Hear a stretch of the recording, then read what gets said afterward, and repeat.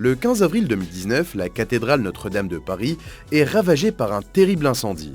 Après 15 heures d'efforts acharnés, la centaine de pompiers mobilisés parvient enfin à maîtriser les flammes. Le bilan est lourd. La toiture et la flèche emblématique de la vieille dame sont parties en fumée. Le monde entier est sous le choc et les dons affluent massivement pour restaurer ce monument historique sacré inscrit à l'UNESCO. Pendant 5 ans, des architectes et des milliers d'artisans ont travaillé jour et nuit pour faire renaître Notre-Dame de ses cendres. Pour sa réouverture au public, prévue le 8 décembre 2024, Utopie Urbaine vous propose un tour d'horizon des défis relevés par les compagnons durant cette restauration d'exception. Mais avant cela, pensez à vous abonner. Aujourd'hui, 92% d'entre vous ne sont pas encore abonnés à la chaîne. Soutenez notre petite équipe 100% humaine en vous abonnant et en laissant un like. C'est parti! Pour comprendre l'ampleur des défis et à quel point la restauration de Notre-Dame a été difficile, il faut s'intéresser un peu à son histoire. La construction de Notre-Dame débute en 1163 sous le règne de Louis VII et ne s'achèvera qu'en 1345. La charpente du toit, construite avec 1300 chaînes centenaires, est si monumentale que les fidèles la surnomment la forêt. Depuis lors, la cathédrale a traversé les siècles, accompagnant les grands moments de l'histoire de France. Malheureusement, en 1606, la grande croix qui surplombait la flèche s'effondre, victime du pourrissement de la charpente. Dans cette même période, Louis XIV fait construire un nouveau maître-autel et agrandit la cathédrale, mais sans restaurer la croix. L'eau continue à s'infiltrer dans la charpente qui menace de s'effondrer. Il faudra attendre 1726 pour que le cardinal de Noailles entreprenne la rénovation de la charpente et de la toiture. Il utilise alors les techniques de son époque pour changer tous les plans, remplacer les gargouilles par des tuyaux de plomb et modifier l'architecture de la cathédrale. Après la Renaissance, le style gothique ne plaît plus aux Français qui l'associent à l'obscurantisme du Moyen-Âge. Faute d'entretien, la flèche originelle, haute de 83 mètres, commence à s'affaisser sous les vents au milieu du XVIIIe siècle. Le gouvernement révolutionnaire de l'époque en profitera pour la faire démonter en 1793 pour récupérer ses plaques de plomb. Après la révolution industrielle, Notre-Dame est pillée, saccagée et laissée à l'abandon. Ses reliques disparaissent et l'édifice menace de s'effondrer. Certains Parisiens envisagent même de la détruire. Elle sera sauvée in extremis par la publication de Notre-Dame de Paris de Victor Hugo qui ravive la popularité du monument. En 1844, Viollet-le-Duc et Jean-Baptiste Lassus reçoivent la lourde tâche de restaurer la cathédrale abandonnée et à 2 doigts de s'effondrer. Pendant 20 ans, ils vont rénover et modifier la cathédrale. On leur doit la reconstruction de la charpente, du transept et la nouvelle flèche en plomb, ornée d'un coq et plus haute de 13 mètres que l'ancienne. Viollet-le-Duc ajoute également 54 nouvelles chimères décoratives sur la façade ouest. Pour soutenir cette nouvelle flèche, Viollet-le-Duc remplace alors la charpente en bois de châtaignier par une structure en chêne de Champagne.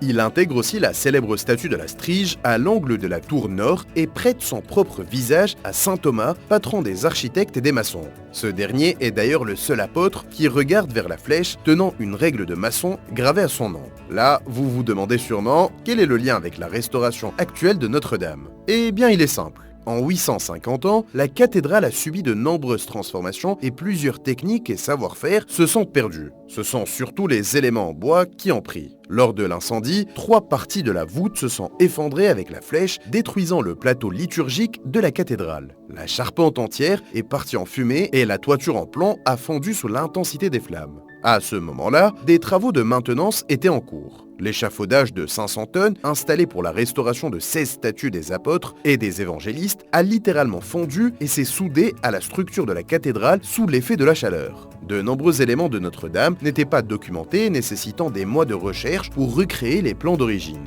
Pour rendre vie à Notre-Dame, 340 000 donateurs issus de 150 pays se sont mobilisés, offrant un total de 846 millions d'euros. Si le financement n'a pas manqué, il aura fallu surmonter d'énormes défis techniques et patrimoniaux pour mener à bien cette reconstruction historique. Et c'est ce que nous allons voir maintenant. Paradoxalement, le premier obstacle à la reconstruction de Notre-Dame n'était pas technique mais idéologique. Fallait-il la reconstruire à l'identique ou bien saisir l'occasion pour la moderniser ? Certaines propositions ont même suggéré d'installer des piscines sur son toit, des promenades végétalisées ou encore des toits en vitraux. Nous n'allons pas nous étendre là-dessus ici, mais si vous voulez découvrir les projets de la rénovation les plus marquants, abonnez-vous à la chaîne pour ne pas manquer la vidéo que nous préparons sur ce sujet.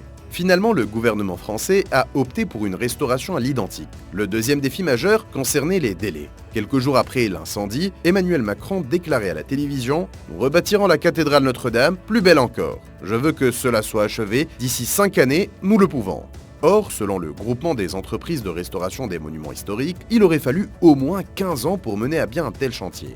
Le troisième obstacle était, lui, lié au manque de main-d'œuvre. Depuis environ une décennie, les métiers de tailleur de pierre, charpentier, couvreur et menuisier peinent à attirer des apprentis. Au lendemain de l'incendie, le secrétaire général des Compagnons du Devoir annonçait au micro de l'AFP qu'il manquait déjà 100 tailleurs de pierre, 100 maçons, 150 charpentiers et 200 couvreurs pour répondre à la demande des entreprises partenaires. Des défis de taille, donc, pour une restauration hors norme. Malgré tout, 2000 compagnons et plusieurs centaines d'artisans d'art, d'architectes et de professionnels ont répondu à l'appel de détresse de Notre-Dame. Grâce à leur engagement, un véritable élan de solidarité s'est formé autour de cette restauration unique. Pour redonner vie à Notre-Dame, les compagnons ont procédé en 2 étapes, la sécurisation du site et la reconstruction. Après l'incendie, la priorité absolue était de tout faire pour que la structure de Notre-Dame ne s'effondre pas. Il fallait aussi déblayer les tonnes de gravats, de bois calciné et de pierres qui jonchaient le site. Une fois cette étape achevée, les compagnons ont passé au cintrage les arcs-boutants qui soutiennent les voûtes car ils menaçaient de s'effondrer. Ils ont ensuite retiré les 40 000 tubes d'acier tordus et partiellement fondus de l'échafaudage qui entouraient la flèche au moment de l'incendie. Mais ces efforts n'étaient rien comparés à l'héroïsme dont ils ont dû faire preuve face à l'ennemi invisible et insidieux, le plomb et le risque d'intoxication qu'il présente. Pour rappel, les tuiles de la toiture et la flèche étaient intégralement constituées de plomb et 450 tonnes de ce métal ont été partiellement vaporisées dans l'atmosphère lors de l'incendie. Les alentours de la cathédrale, y compris le parvis, ont été recouverts de poussière de plomb toxique. Des coulées de plomb fondu marquaient le site et des taux de contamination de 400 à 700 fois la norme ont été mesurés dans le quartier. Santé publique France a testé 1222 enfants de 0 à 17 ans résidant à proximité de la cathédrale pour le saturnisme. Parmi eux, 13 étaient positifs. Après 2 mois de lutte contre le plomb, le chantier a pu reprendre, mais ce n'est qu'une partie remise, car une grande partie de ce plomb a fini aux égouts et dans la Seine. Une autre partie s'est incrustée dans les logements des riverains. Une fois que le site a été sécurisé, les compagnons ont pu se lancer dans la reconstruction même de la cathédrale. Les compagnons ont une chance incroyable pour la reconstruction de Notre-Dame. En 2010, l'historien belge Andrew Tallon, tombé sous le charme de la cathédrale, décide de la modéliser entièrement à l'aide de laser. Il parvient à récolter plus d'1 milliard de points de données. Sans le savoir, il crée ainsi la représentation la plus détaillée au monde de l'intérieur de Notre-Dame. Grâce à son travail, ingénieurs et architectes ont pu disposer d'une reconstruction en BIM complète, leur permettant de reconstruire des plans précis pour chaque partie de l'édifice. La flèche a été intégralement reconstruite à l'identique de celle conçue par Viollet-le-Duc. Elle a nécessité l'assemblage de 1000 pièces de bois pesant au total 370 tonnes. Elle est recouverte de plaques de plomb coulées de 2,80 x 1,52 mètres en forme d'épi qui ont dû être installées à 96 mètres de hauteur dans des conditions extrêmes. Chacune des 8 faces de la flèche est ornée de près de 200 crochets et motifs floraux, 16 pinacles, 32 gargouilles, 16 arcatures de baies et 8 quadrilobes à l'esthétique médiévale. Les 2 cloches en bronze de la flèche ont fondu pendant l'incendie. Elles ont été restaurées dans les ateliers de Corny-à-Vardes. La restitution de la voûte de la croisée du transept a nécessité la pose de près de 7000 voussoirs taillés en pierre par des maçons tailleurs de pierre. La charpente de la cathédrale est l'autre grand élément visible depuis les hauteurs de Paris. Avec ses 100 mètres de long, 10 mètres de haut et une largeur allant de 13 mètres dans la nef à 40 mètres dans le transept, la forêt de Notre-Dame était une véritable signature de l'édifice. À elle seule, elle supporte le poids de 1326 plaques de plomb, soit une toiture de 210 tonnes. Pour rendre la restauration fidèle à l'original, la Commission nationale du patrimoine de l'architecture a interdit l'utilisation de la taille numérique et des outils 3D. Il a donc fallu ressortir des méthodes et des outils de charpenterie ancestraux, parfois tombés dans l'oubli, comme l'épure et le piquage. Des doloirs, sortes de haches utilisées pour équarrir le bois à la main durant le Moyen-Âge, ont même dû être reconstruites pour l'occasion. En plus de la résurrection de savoir-faire presque disparu et des délais serrés, un obstacle majeur s'est posé pour la restauration de la nef. Le choix des chaînes.